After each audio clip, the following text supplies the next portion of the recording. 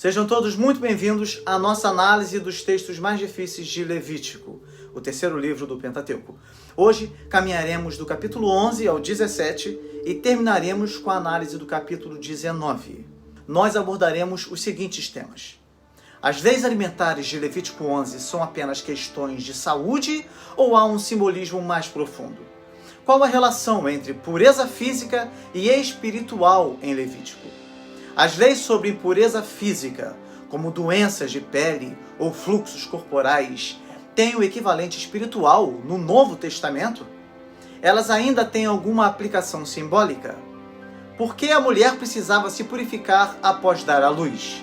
E por que o período da purificação era o dobro quando a mãe dava à luz a uma menina?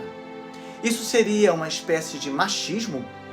Por que os leprosos, ao invés de receberem o apoio necessário quando mais precisavam de ajuda, eram expulsos do acampamento? Como os rituais de pureza dos leprosos apontam diretamente para a purificação feita por Cristo? Como devemos entender as leis sobre impureza corporal em Levítico de 12 a 15 à luz da nova aliança? Afinal, como a masturbação é vista no judaísmo e no cristianismo? O que o dia da expiação em Levítico 16 revela sobre o papel de Jesus como nosso sumo sacerdote? Qual o significado de Azazel no dia da expiação? Como os judeus atualmente celebram o dia da expiação sem o templo e a prática do sacrifício? Qual a função do jejum em nossa vida hoje? Há algo na liturgia do Antigo Testamento que a igreja de hoje deveria recuperar? Elas foram superadas na Nova Aliança ou ainda revelam princípios morais universais? Por que Deus proíbe práticas pagãs como a adivinhação e o envolvimento com espíritos?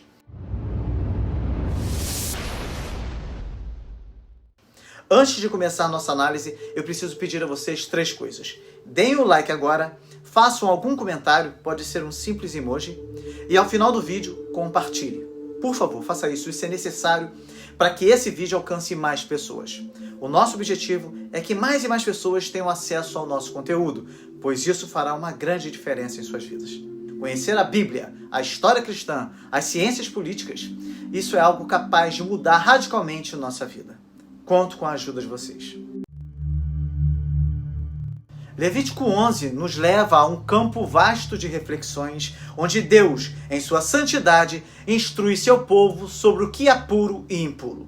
Quando lemos as palavras do Senhor, que estabelecem uma distinção clara entre os animais que podem e os que não podem ser consumidos, percebemos que essa lista não é apenas sobre regras alimentares, mas sobre algo muito mais profundo: a pureza diante de Deus.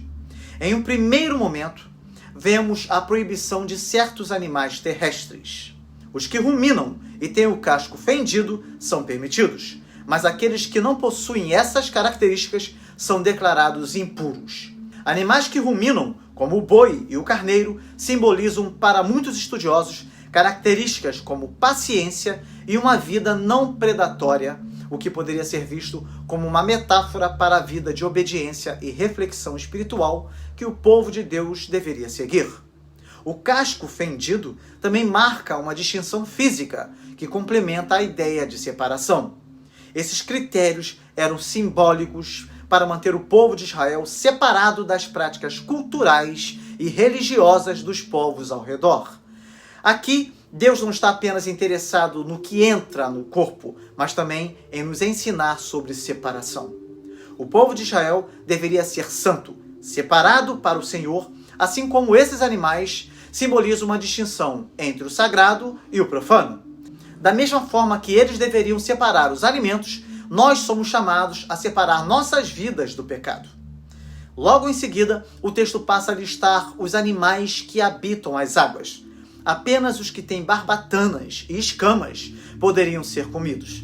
Aqueles que rastejam no fundo dos mares ou nadam sem essas características eram considerados impuros.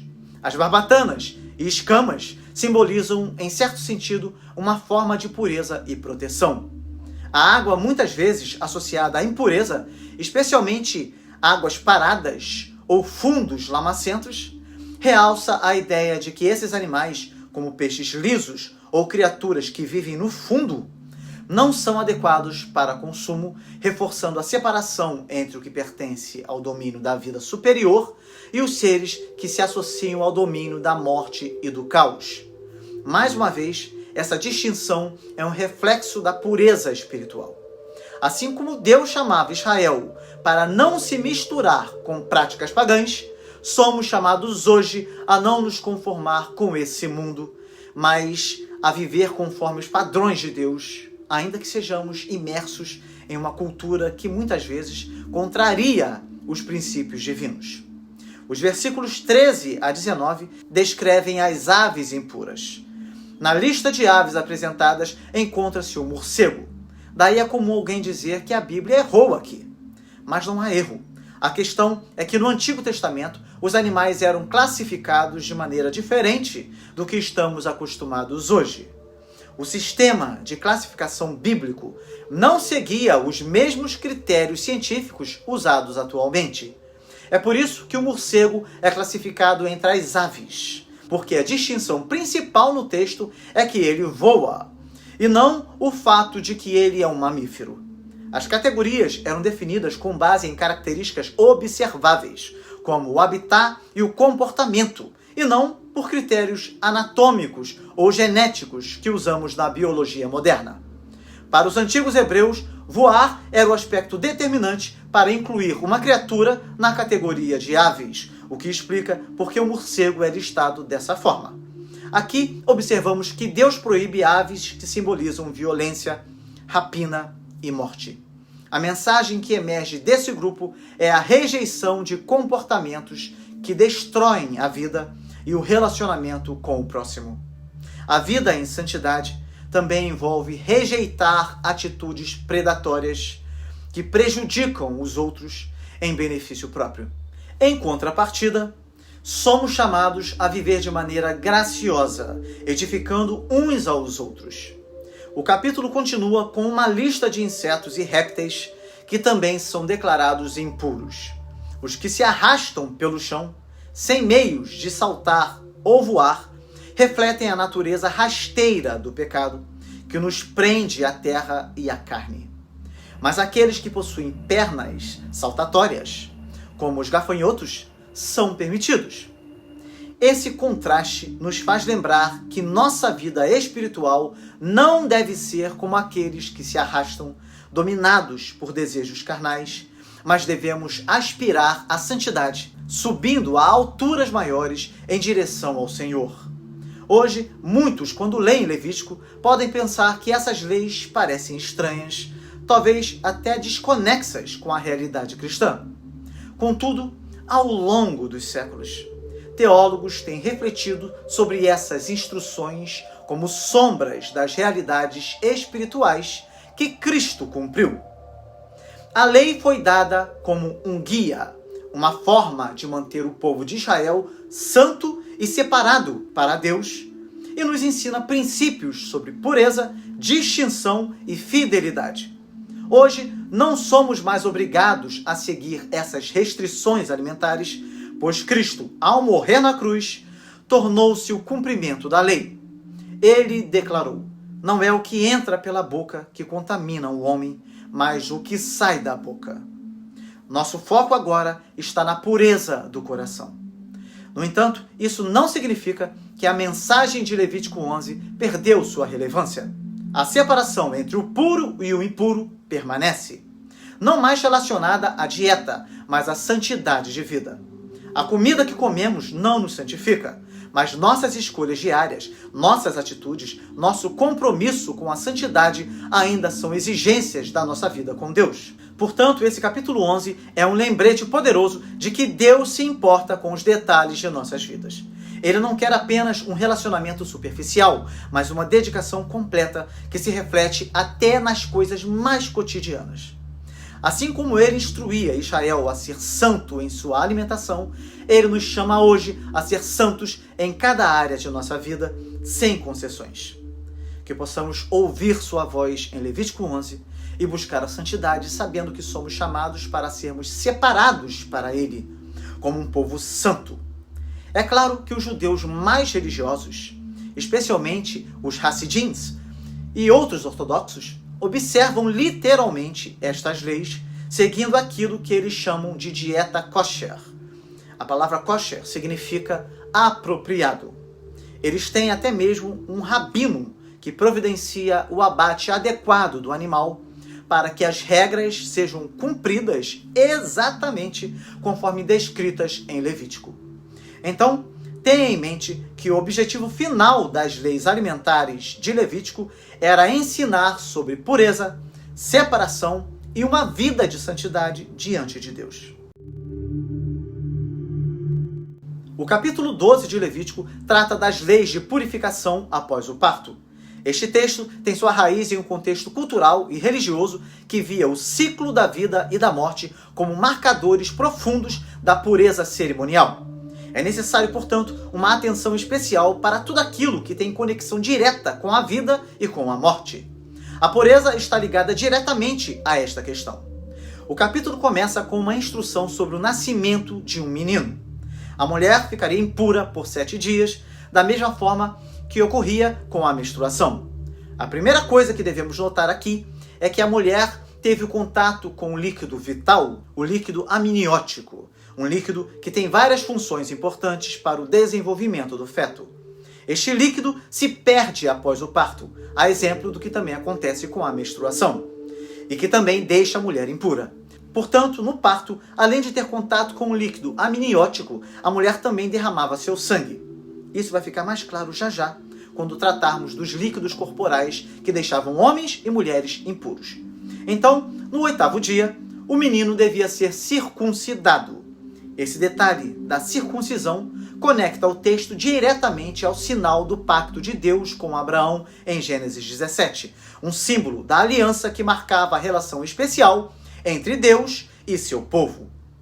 É interessante como o nascimento e a circuncisão estão ligados à ideia de renovação e inclusão no pacto. Após a circuncisão, havia um período de purificação de 33 dias, durante o qual a mulher não podia tocar em nada sagrado, nem ir ao santuário. No caso de uma menina, a mãe permanecia impura por 14 dias e o período de purificação era de 66 dias. A diferença de tempo entre o nascimento de um menino e de uma menina levanta questões sobre as normas culturais da época e as diferentes funções de gênero.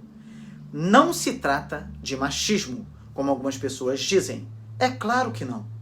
Uma leitura rápida desse texto pode até dar essa impressão, mas o caso aqui é a diferença biológica percebida e a maior complexidade simbólica do nascimento de uma mulher, pois a menina é uma nova portadora da vida e também passaria no futuro por ciclos de impureza mensal. É esta a razão da diferença do período de impureza da mãe no caso do nascimento de uma menina. Talvez você pergunte, por que essas regras de purificação? O que elas significam? Em primeiro lugar, como já foi dito, o sangue está diretamente associado à vida. O derramamento de sangue, seja no ciclo menstrual ou no parto, e também do derramamento do líquido amniótico, neste caso, é um lembrete da fragilidade humana, do ciclo da vida e da morte, e da necessidade de purificação perante Deus.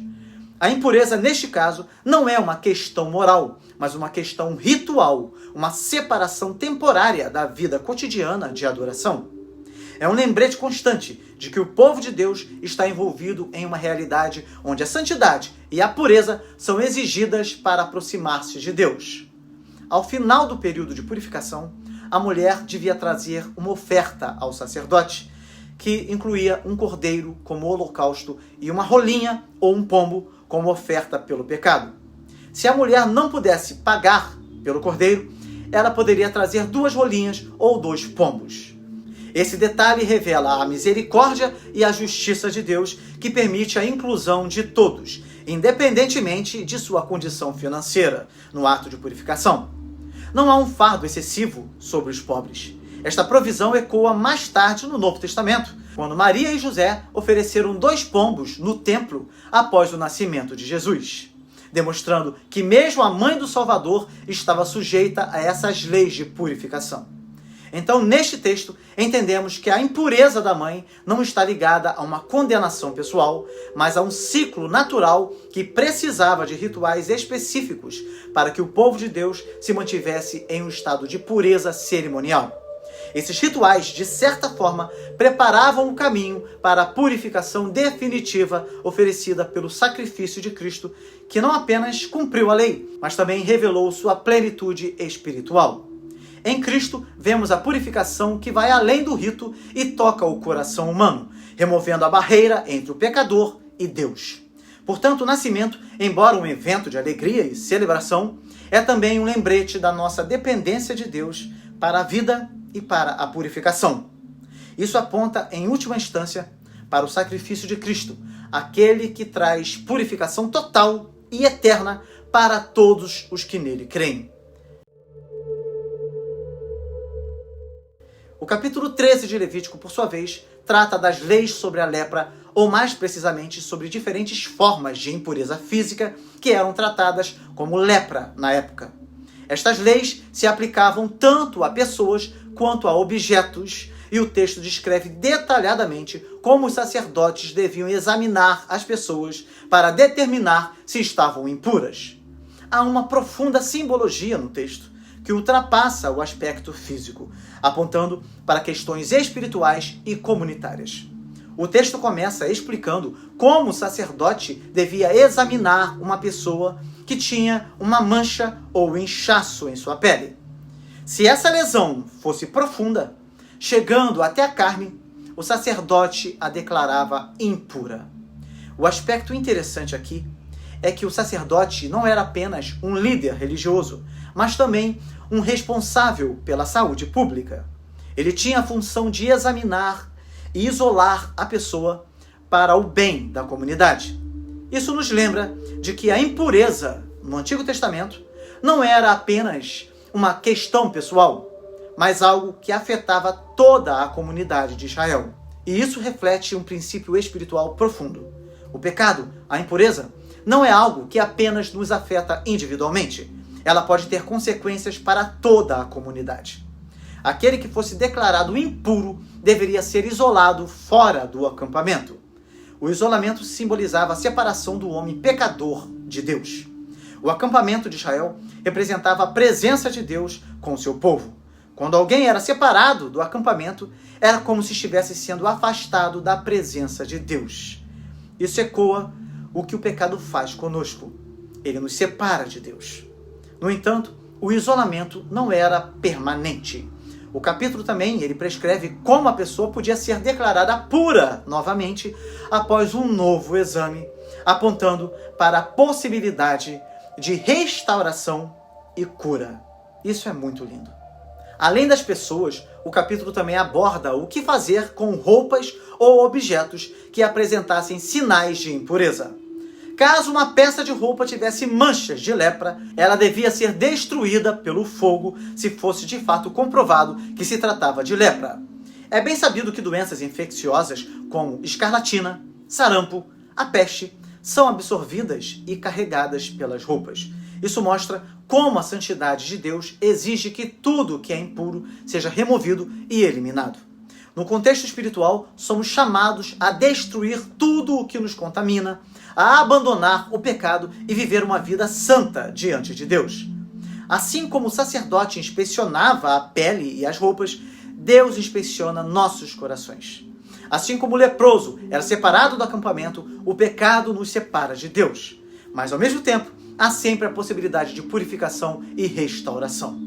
No Novo Testamento, Jesus, ao curar os leprosos e tantos outros que apresentavam diversas enfermidades, estava demonstrando que Deus estava presente de uma forma especial, rompendo com todas as barreiras que separavam os homens uns dos outros e especialmente de Deus, e oferecendo a pureza completa de que os homens necessitavam para se relacionarem com Deus. É impressionante como o estudo de Levítico nos faz compreender de forma profunda o Novo Testamento, não é verdade? Isso é visto de forma geral em Levítico, mas há alguns textos que mostram isso de forma belíssima, como o capítulo 14. O capítulo 14 de Levítico é, de fato, um dos textos mais fascinantes da lei, pois descreve os rituais para a purificação daqueles que haviam sido declarados impuros por causa da lepra. Após o exame inicial pelo sacerdote, se fosse constatado que a lepra havia sido curada, o indivíduo deveria passar por um ritual de purificação que incluía sacrifícios e uma série de ritos simbólicos que apontavam para realidades espirituais profundas. O texto começa com o sacerdote saindo do acampamento para encontrar o leproso. Isso é significativo, pois o leproso, estando impuro, não podia entrar na comunidade de Israel. Assim, o sacerdote, que representava a mediação entre o homem e Deus, saía para encontrar aquele que estava excluído. Esse ato de ir ao leproso nos lembra de como Deus toma a iniciativa para se aproximar de nós, mesmo quando estamos espiritualmente distantes ou impuros. O rito de purificação envolvia a utilização de 2 pássaros vivos, também madeira de cedro e tecido carmesim e hisopo.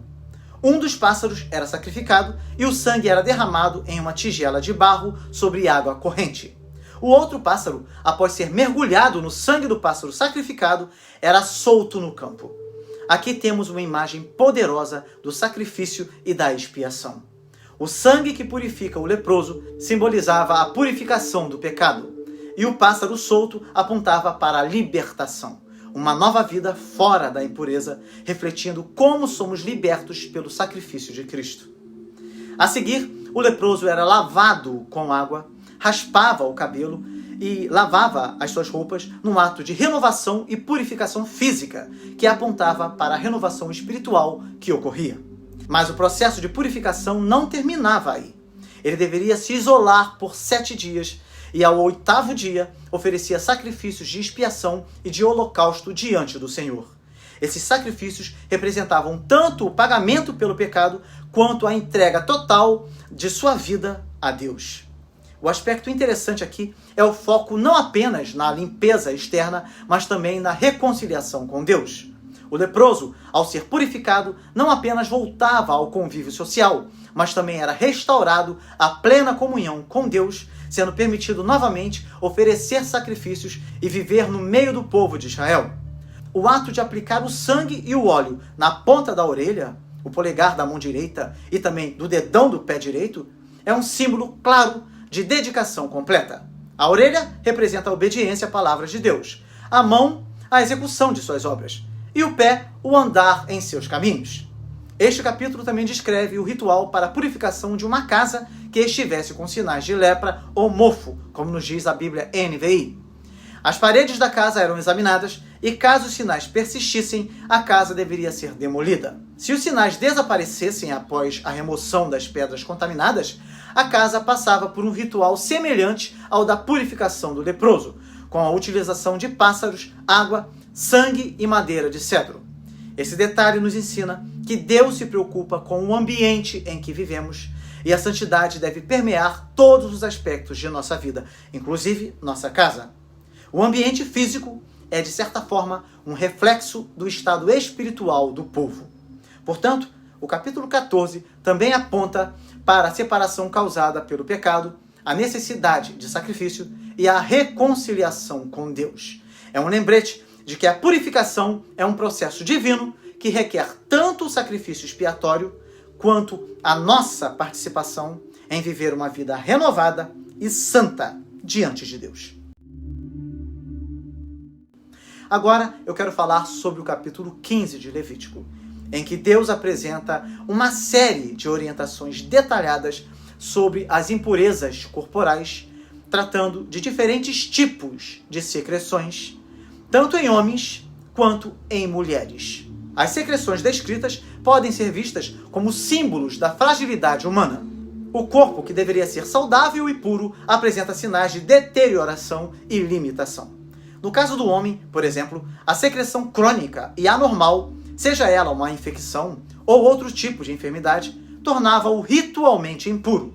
Essa impureza não diz respeito a um pecado cometido diretamente, mas reflete uma condição física que impedia a pessoa de se aproximar do santuário.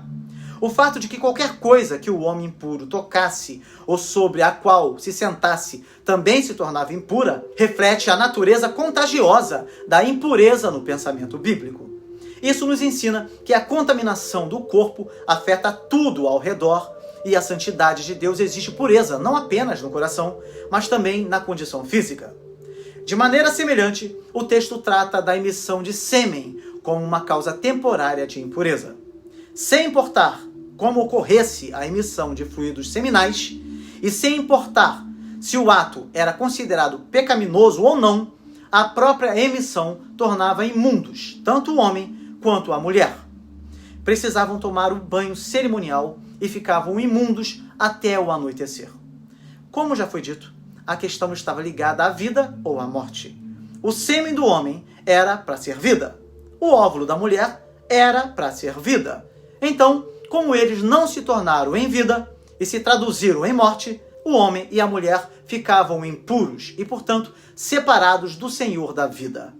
Esse detalhe nos relembra que mesmo os processos naturais do corpo humano, como a sexualidade, devem ser submetidos à ordem e à pureza diante de Deus. Aqui, o ato de se banhar e lavar as vestes após a emissão seminal demonstra a necessidade de purificação para restaurar a condição de estar apto a participar da vida religiosa. Esse é um lembrete de que a pureza é exigida até nas áreas mais íntimas da vida. Quando o texto passa a tratar das mulheres, ele aborda as secreções naturais e cíclicas, como a menstruação. A menstruação é vista como uma causa de impureza temporária, e a mulher, assim como o homem, devia observar um período de separação e purificação. Essa prática pode parecer estranha à luz de nossa cultura moderna, mas reflete a visão bíblica de que qualquer forma de perda de vida, como o sangue, que é o símbolo da vida, representa uma quebra na ordem divina. Assim como no caso da lepra, a mulher, ao final do seu período de impureza, deveria passar por um rito de purificação e oferecer sacrifícios ao Senhor. Ao final do capítulo, fica claro que essas leis de pureza, embora estejam profundamente enraizadas em questões físicas, não são meramente higienistas. Elas apontam para uma verdade espiritual mais profunda. A santidade de Deus exige uma separação clara entre o puro e o impuro, o sagrado e o comum. Cada um dos atos de purificação requeridos, o lavar-se, o esperar, o oferecer sacrifícios, lembra ao povo de Israel que eles estavam constantemente na presença de um Deus santo. E que essa santidade exigia uma resposta cuidadosa em todas as áreas da vida, inclusive naquelas que pareciam ser meramente biológicas. Esse capítulo nos convida a refletir sobre como, em nossa vida cotidiana, precisamos nos manter conscientes de nossa relação com Deus. Se em Israel o simples toque em uma cama impura tornava uma pessoa impura, quanto mais a impureza espiritual que absorvemos no nosso dia a dia. A solução, assim como apresentada em Levítico, está no retorno à presença de Deus, na purificação e na restauração da comunhão com Ele através de Jesus Cristo, que é o verdadeiro sacrifício que nos purifica de toda impureza. Esses rituais de purificação eram temporários, apontando para uma realidade maior e final em Cristo, que nos purifica não apenas de impurezas físicas, mas também espirituais. Ao entender Levítico 15, à luz do Novo Testamento, vemos como todas essas sombras e símbolos encontram seu cumprimento na obra redentora de Jesus, que nos torna dignos de entrar na presença de Deus. Embora Levítico 15 trate de emissões de fluidos corporais e impureza ritual, esse capítulo levanta uma questão bastante discutida: a masturbação. Como o judaísmo e o cristianismo enxergam a masturbação? Há diferenças entre a masturbação masculina e a masturbação feminina? A primeira coisa que devemos compreender é que no judaísmo o foco principal está na pureza e na santidade, especialmente em relação à sexualidade. A masturbação masculina é vista como sendo um pecado grave, particularmente por causa do pecado de Onã, em Gênesis 38, do versículo 9 ao 10, que derramou seu sêmen no chão para evitar gerar descendência com a sua cunhada. Foi por essa razão que a tradição judaica considerou que a masturbação era a prática do onanismo, o pecado cometido por Onã. Desta forma, a emissão de sêmen fora do contexto sexual permitido, são relações sexuais dentro do casamento, é vista com grande seriedade no judaísmo. Maimônides, bem como outros rabinos, não concordavam com esta interpretação, pois defendiam que o pecado de Onã não foi a masturbação em si, mas o coito interrompido que fazia com que a lei do levirato não fosse cumprida. Desta forma, apesar do derrame de sêmen em vão ser algo pecaminoso pelos rabinos, não deveria ser algo punitivo, porque a Torá, de forma geral, não coloca nada específico sobre a masturbação. De qualquer forma, na tradição rabínica, especialmente no Talmud, a questão da zera levatalá, o desperdício de sêmen, é amplamente condenada. A ideia central é que o sêmen tem um papel sagrado na criação da vida e não deve ser desperdiçado fora do contexto permitido pela halachá, pela lei judaica, que é dentro do casamento e com o objetivo de procriação ou intimidade permitida. É por isso que o judaísmo considera a masturbação masculina mais grave que a masturbação feminina. No entanto, assim como a masturbação masculina, a masturbação feminina também é proibida pelo judaísmo ortodoxo, de forma geral, pois embora não haja o derramamento de sêmen, há certos pensamentos sexuais e libidinosos com outras pessoas. No entanto, o judaísmo, especialmente em suas vertentes modernas, tem algumas divergências com a opinião do judaísmo ortodoxo, pois consideram que a proibição refere-se ao entendimento que os judeus tinham acerca do sêmen humano, que naquela época era visto como portador da totalidade do ser humano. Um tipo de semente. Imagine uma semente que traz ali toda a árvore, não é? Nesse caso, o sêmen seria a semente que traria todo o ser humano em si. Daí eles chegavam a considerar que o derramamento do sêmen era equivalente ao assassinato de uma pessoa, já que entendiam que o mesmo continha a totalidade de uma pessoa. Porém, com as descobertas científicas de que o sêmen não é capaz de gerar uma pessoa sozinho, sem o óvulo, as vertentes modernas do judaísmo passaram a ter abordagens mais liberais, sendo mais tolerantes, chegando a não considerar a masturbação como uma prática proibida ou pecaminosa. E muitos destes judeus modernos chegam a considerar a prática da masturbação como algo natural, já que praticadas por outras espécies de animais também. No entanto, de uma forma geral, os judeus reformistas consideram que a masturbação não deve ser uma prática aconselhada para os mais jovens, para que eles possam se dedicar às suas obrigações diárias e não sejam prejudicados no desenvolvimento de suas vidas. No cristianismo, a análise moral se move além da impureza ritual. Aqui, o foco está mais na questão do coração e da intenção, conforme ensinado por Cristo no Novo Testamento. Jesus declarou que o pecado não reside apenas em atos externos, mas também nas intenções internas, como o olhar com desejo impuro. Assim, o cristianismo entende a masturbação como problemática, pois envolve pensamentos lascivos que violam o mandamento de pureza. Muitos tentam defender a prática da masturbação, argumentando que a Bíblia condena todos os tipos de pecados sexuais, mas não faz uma referência explícita à masturbação, mesmo com a existência de referências a esta prática até na literatura egípcia antiga. Além disso, é intrigante que mesmo com todos os detalhes das leis expostas no livro de Levítico, não haja nenhuma menção à masturbação. Tudo isso é verdade. No entanto, devemos considerar não apenas o que nos ensina o Antigo Testamento, mas principalmente o entendimento trazido pelo Novo Testamento, que nos faz entender de forma perfeita o Antigo Testamento. Pedro nos admoestou a nos abstermos das paixões carnais que fazem guerra contra a alma.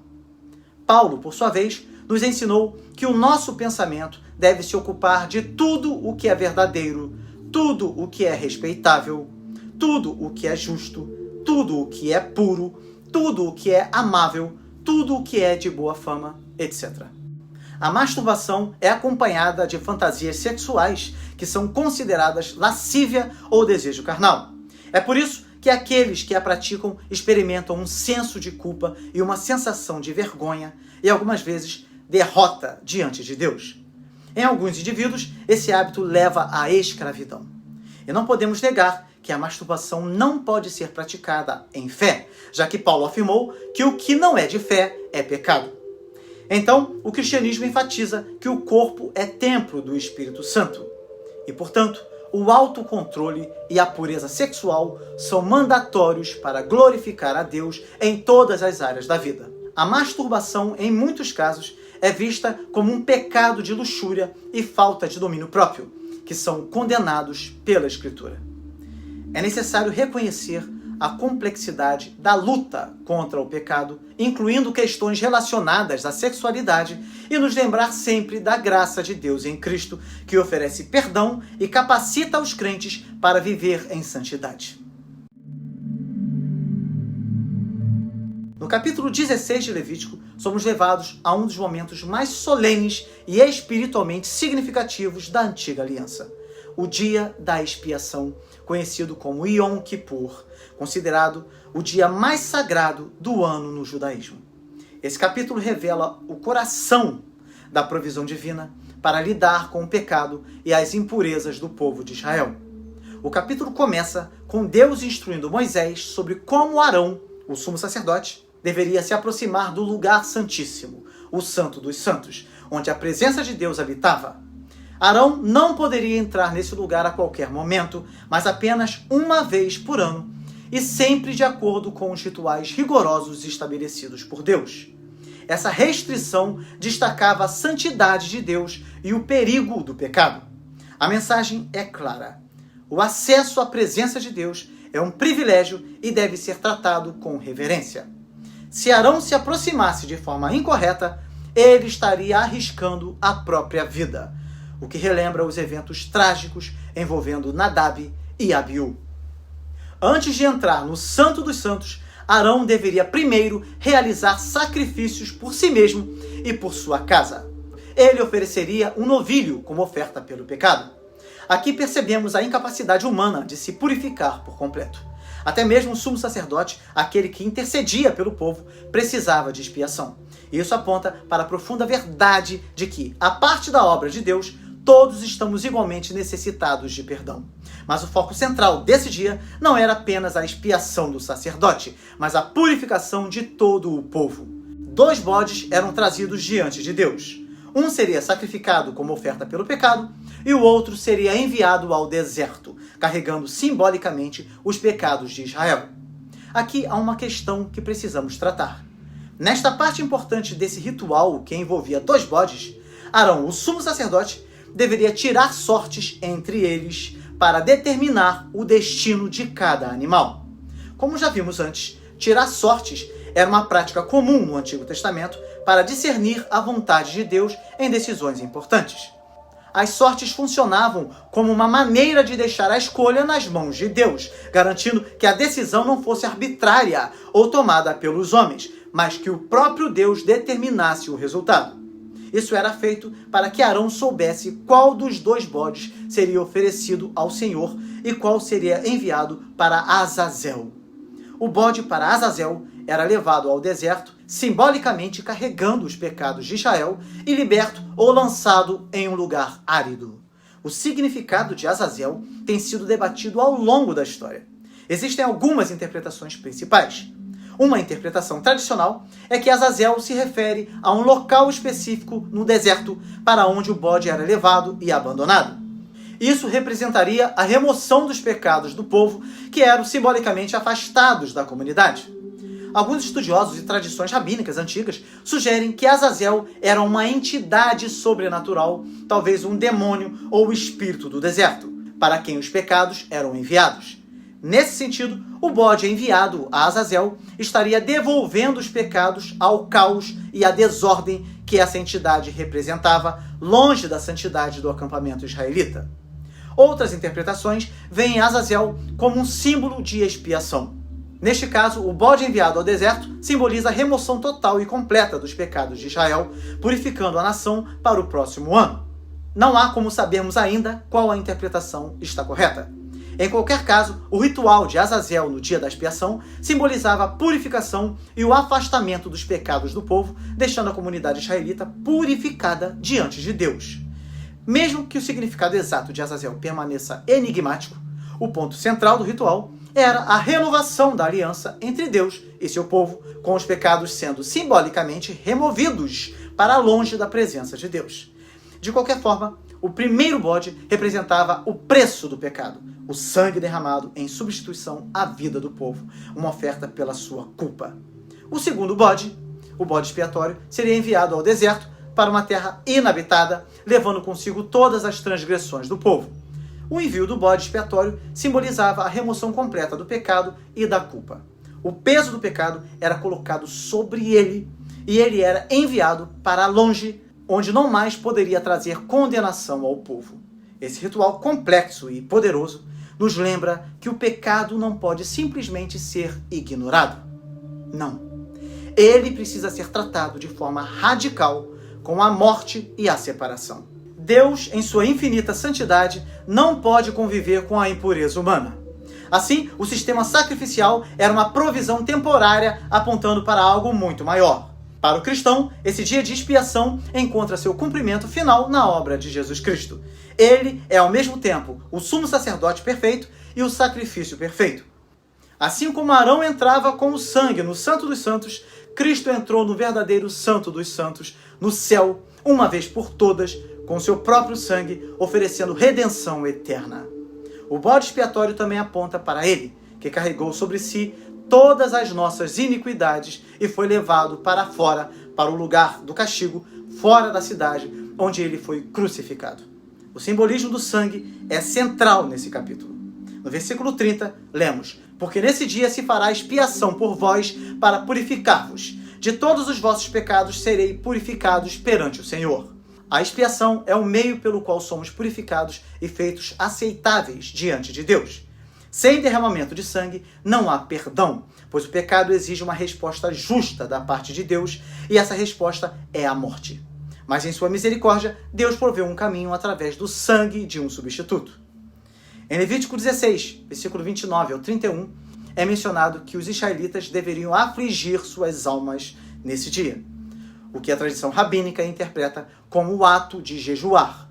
O termo afligir as almas é compreendido como uma abnegação física que leva a uma experiência espiritual mais profunda. O jejum é uma das práticas mais importantes no dia da expiação e é mantido até hoje, mesmo na ausência do templo, e é uma prática adotada no Novo Testamento também. O jejum é um símbolo poderoso de arrependimento. Ao abster-se de comida e bebida, os judeus e os cristãos reconhecem seus pecados e suas fraquezas humanas diante de Deus. O ato de jejuar é uma expressão de humildade e submissão, um pedido de perdão. O jejum também promove a autodisciplina e a autoavaliação. Ao negar o corpo de suas necessidades básicas, a pessoa é chamada a se concentrar em sua vida espiritual e em seus relacionamentos com os outros e com Deus. O objetivo é se afastar das distrações materiais para buscar a purificação espiritual e a renovação da alma. O jejum simboliza a reconciliação entre a pessoa e Deus.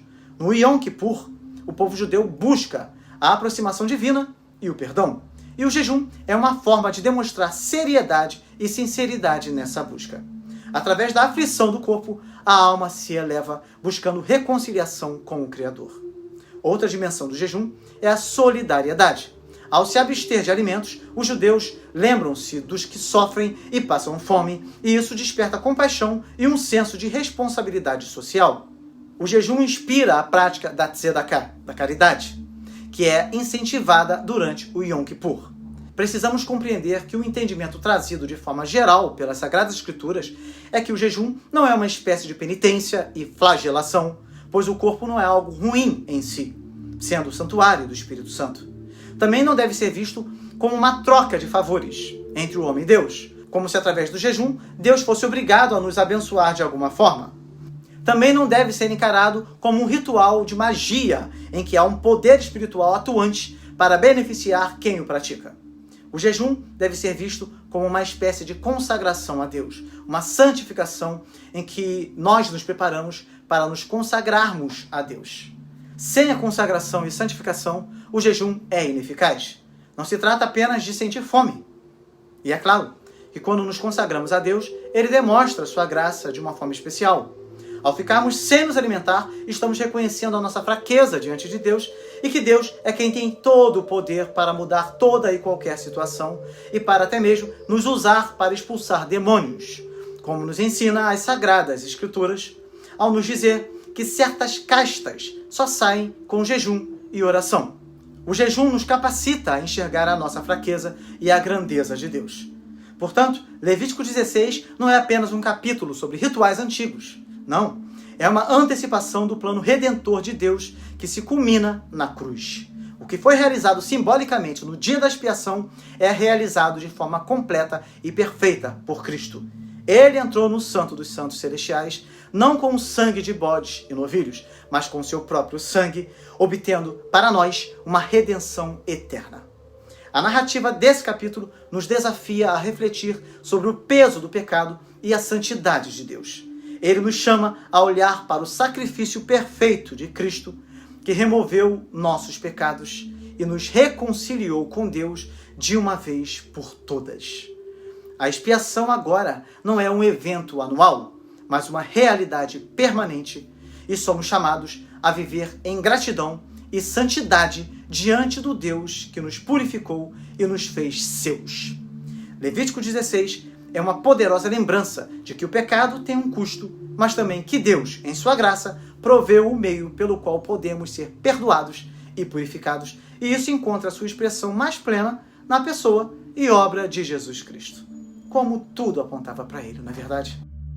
Há uma outra questão bastante interessante. Como os judeus celebram atualmente o dia da expiação, Yom Kippur, já que não há mais o templo e o sistema sacrificial? O Antigo Testamento, ou Tanakh, contém uma série de leis, rituais e sacrifícios que faziam parte da vida religiosa e comunitária do antigo povo de Israel, especialmente enquanto o Templo de Jerusalém estava de pé. No entanto, após a destruição do segundo templo, no ano 70 d.C., pelos romanos, e a subsequente diáspora, a dispersão dos judeus pelo mundo, muitas práticas litúrgicas e rituais relacionadas ao templo tornaram-se impossíveis de serem cumpridas. O judaísmo contemporâneo, como religião organizada, começou a tomar forma principalmente no período pós-exílio babilônico, com Esdras e Neemias, que ajudaram a estabelecer a base da religião judaica centrada na lei, na Torá, na sinagoga como centro comunitário e no estudo das Escrituras. Durante o exílio, e especialmente após a destruição do templo, o foco do judaísmo mudou do culto sacrificial no templo para a observância da lei, a oração e os estudos das Escrituras. Isso foi necessário porque muitos dos rituais descritos na Torá, especialmente os sacrifícios de animais, só poderiam ser realizados no templo em Jerusalém, o único local autorizado para tais práticas. Isso depois da época do povo no deserto, com o tabernáculo, é claro. A destruição do templo fez com que a religião judaica se adaptasse. Os sacrifícios não podiam mais ser realizados e isso resultou na transição para uma forma de prática mais centrada na oração, no estudo e na vida comunitária. Os rabinos, que surgiram como líderes religiosos após o período do Segundo Templo, ajudaram a reestruturar o judaísmo ao redor da sinagoga e da vida diária, com um foco maior em como viver a lei de Deus na diáspora. Portanto, enquanto o Antigo Testamento inclui muitos mandamentos rituais e sacrifícios, o judaísmo atual não pratica muitos deles de maneira literal devido à ausência do templo e às mudanças históricas que moldaram a religião ao longo dos séculos. Muitos judeus religiosos acreditam que quando o templo for reconstruído, os sacrifícios poderão ser retomados, mas até lá, sua fé se baseia em cumprir os preceitos que são viáveis fora do contexto do templo. Então, atualmente os judeus comemoram o Yom Kippur de maneira bastante diferente em comparação ao que é descrito no Antigo Testamento. A ausência do templo transformou a maneira como a expiação é praticada, centrando-se em arrependimento e orações em vez de sacrifícios. O Yom Kippur ocorre anualmente no dia 10 de Tishrei, que é o primeiro mês civil e o sétimo mês religioso do calendário judaico. Os preparativos para o Yom Kippur começam com uma reflexão profunda sobre os próprios atos durante o ano anterior. Isso envolve a confissão de pecados, em que os judeus fazem uma confissão coletiva de pecados durante as orações, destacando que o perdão só pode vir com o arrependimento genuíno. Além do arrependimento diante de Deus, os judeus acreditam que é necessário pedir perdão diretamente às pessoas que possam ter sido ofendidas, pois o Yom Kippur só expia pecados cometidos contra Deus. O Yom Kippur é marcado por um jejum de 25 horas que começa ao entardecer e vai até o entardecer do dia seguinte. Durante este período, os judeus se abstêm de comer e beber, de usar produtos de beleza, de usar couro e ter relações conjugais. Essas práticas visam a purificação espiritual e a concentração total no arrependimento e na oração. Durante o Yom Kippur, os judeus passam grande parte do tempo na sinagoga, onde uma série de serviços de oração especiais são realizados. As orações são focadas no arrependimento, na confissão de pecados e no período de perdão a Deus.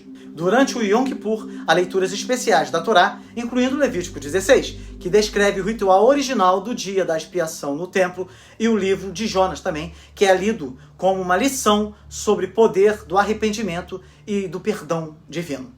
E como eu já disse, os judeus são incentivados a fazer doações e praticar a tzedakah, a caridade, porque a caridade, junto com o arrependimento e as orações, ajuda a expiar os pecados e a aproximá-los de Deus. Portanto, o foco moderno do Yom Kippur está no arrependimento pessoal, oração e atos de caridade. Isso reflete o desenvolvimento do judaísmo rabínico após a destruição do templo. Os sacrifícios que eram realizados pelos sacerdotes, os Kohanim, no templo, foram substituídos por uma expiação mais pessoal e introspectiva, baseada no poder da oração e na renovação espiritual. O Yom Kippur é visto como um tempo de renovação e esperança para o ano novo. É uma oportunidade para os judeus refletirem sobre suas vidas, consertarem relacionamentos rompidos e se reconciliarem com Deus.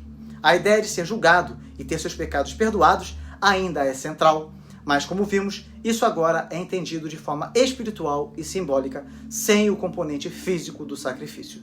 Portanto, embora os sacrifícios de animais não sejam mais realizados, os princípios de expiação, arrependimento, jejum, oração e caridade continuam a ser a base da celebração moderna do Yom Kippur. Levítico 17, por sua vez, marca uma transição na lei de Deus ao povo de Israel, enfatizando o sagrado valor da vida e o papel do sangue como um meio crucial de expiação. Neste capítulo, vemos Deus instruir o povo sobre o sacrifício correto e o consumo do sangue, questões profundamente relacionadas com a santidade e a vida diante de Deus. A narrativa começa com uma ordem clara: nenhum sacrifício deveria ser oferecido fora do tabernáculo. Deus havia escolhido um local específico para o sacrifício e o tabernáculo, onde sua presença habitava, era esse lugar. Isso impedia que os israelitas sacrificassem de forma imprópria ou, pior ainda, oferecessem sacrifícios a demônios, algo que Deus abomina. Esta instrução reflete uma preocupação com a pureza espiritual e moral da nação. A adoração a Deus não podia ser confundida com práticas pagãs, e o povo precisava entender que a verdadeira adoração acontece apenas conforme a vontade de Deus. Cada sacrifício oferecido fora do tabernáculo era uma rejeição à centralidade de Deus na vida de Israel. Quando Deus ordena que todos os sacrifícios sejam feitos no tabernáculo, Ele também está ensinando ao seu povo que Ele é o centro de tudo. Não se pode escolher onde, quando ou como adorar, como se Deus fosse apenas mais um na lista de opções religiosas.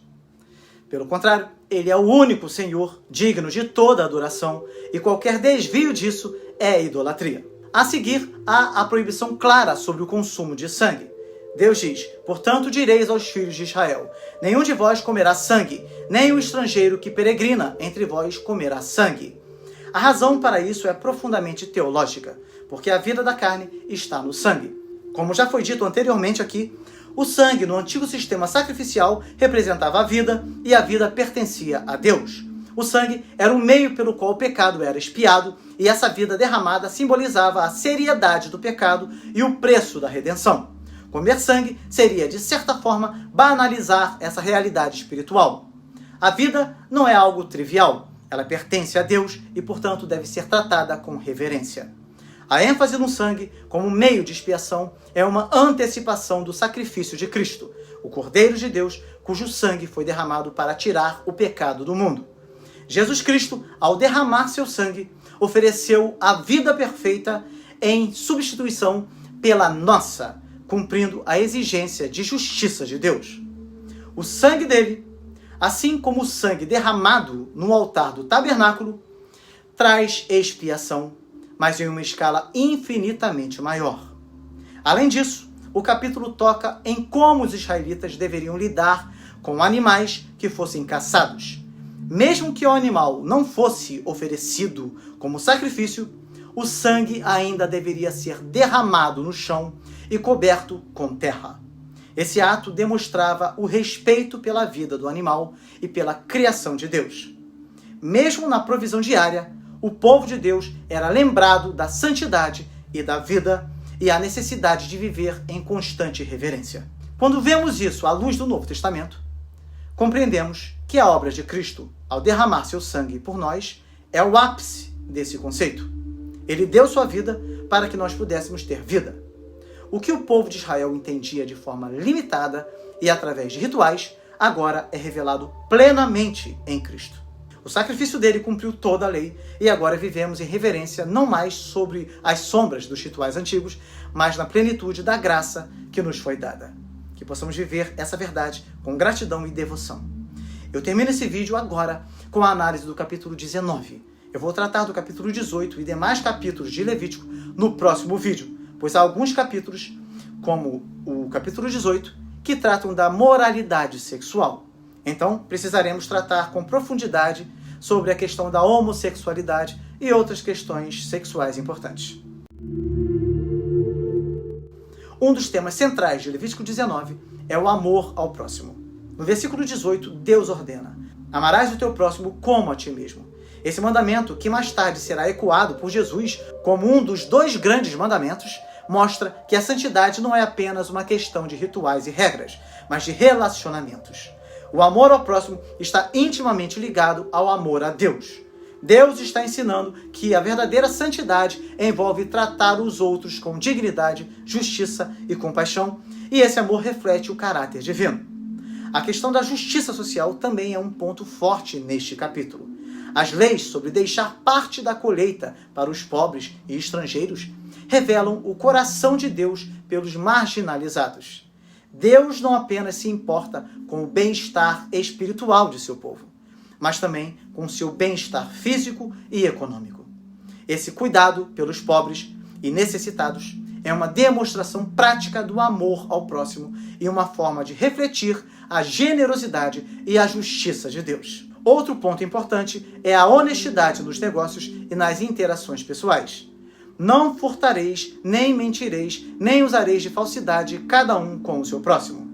Deus deseja que seu povo seja conhecido pela integridade, pela transparência em todas as suas ações. A santidade se manifesta também na honestidade com que lidamos com as pessoas ao nosso redor, seja em transações comerciais, seja em nossos relacionamentos. Os mandamentos em Levítico 19 também incluem regras sobre a pureza religiosa. Deus proíbe práticas pagãs como a adivinhação e o envolvimento com espíritos. Estas proibições mostram que a lealdade a Deus não admite divisão. O povo de Israel é chamado a confiar somente no Senhor e não se envolver com os costumes religiosos das nações ao redor. A santidade exige uma separação clara das práticas que distorcem a verdade sobre Deus. Há 2 vídeos que eu produzi nesta série que ajudam na compreensão deste texto. Um deles trata sobre o relato de Saul e a médium de Endor. Será que Saul se comunicou com o falecido profeta Samuel? O outro vídeo trata sobre o espiritismo. Toda a doutrina espírita foi analisada à luz do Evangelho de nosso Senhor Jesus Cristo. Você compreenderá tudo o que a Bíblia ensina sobre este assunto. Outro aspecto fascinante desse capítulo 19 de Levítico é como ele equilibra a santidade cerimonial com a santidade ética. Por exemplo, os israelitas são instruídos a não misturar diferentes tipos de sementes em seus campos ou usar roupas feitas de 2 tipos de materiais. Esses mandamentos podem parecer triviais à primeira vista, mas eles reforçam a ideia de separação e distinção que é fundamental para a identidade do povo de Deus. Assim como Deus é distinto de toda a criação, não havendo nada que se compare a ele e expresse a Trindade, Israel deveria ser um povo distinto, separado para ele. Por fim, o capítulo termina com uma reafirmação do chamado à obediência e à pureza. Guardareis todos os meus estatutos e todos os meus juízos e os cumprireis. Eu sou o Senhor. Esse chamado à obediência total resume a essência de Levítico 19. A santidade permeia cada aspecto da vida. Não se trata apenas de seguir regras, mas viver de maneira que reflita o caráter de Deus. É isso. Chegamos ao final de mais um vídeo. Dê o seu like e compartilhe esse vídeo com os seus contatos para que mais pessoas tenham a oportunidade de estudar a Bíblia e a história do cristianismo em ordem cronológica. Uma exclusividade aqui do canal A Bíblia Toda. Que Deus te abençoe muito e até o próximo vídeo com a graça de Deus.